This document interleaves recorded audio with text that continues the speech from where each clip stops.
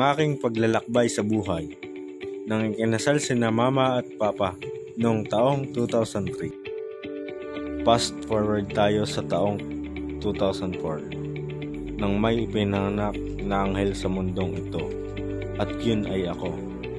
Kalaunan, bininyagan ako. Wala pa akong muwang sa mga panahong ito, pero ang sarap balikan ng mga larawan na para bang kailan lang. Yugto ng aking unang karawan, kita naman sa larawan, panahon na wala kang iniisip na problema. Tumungtong ako ng kinder, pusong bata pa ako. Walang ibang ginawa kundi makapaglaro lang.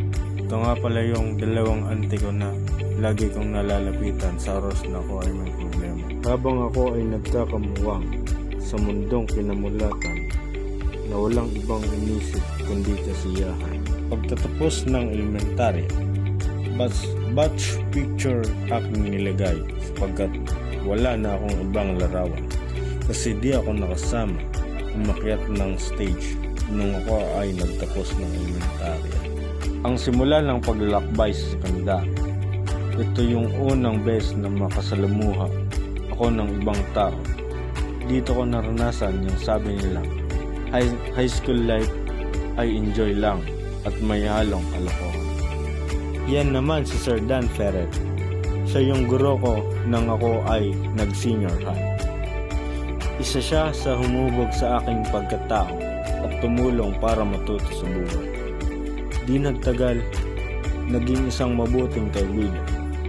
Siya yung unang guro na niwala sa aking kakayahan na ako daw ay malayo ang mararating sa buhay. Nagsilbing gabay na sa hamon ng buhay, dapat ay laban lang. Ngayong kasalukuyan, tinatapos niya ang kanyang doctorate degree in English Language Studies. Huling yugto ng buhay, senior high school. Magandang experience ito para sa akin. Dahil ito na ang huling taon ko bilang senior high. Kumbaga, ito na yung stepping stone kung magiging na ako sa kolehiyo at sa inahan. Graduate ako ng may award and certificate bilang isang Rubber Scout. Sa Rubber Scout, ko din naranasan ang masayang activities kagaya ng community and helping the community is the best.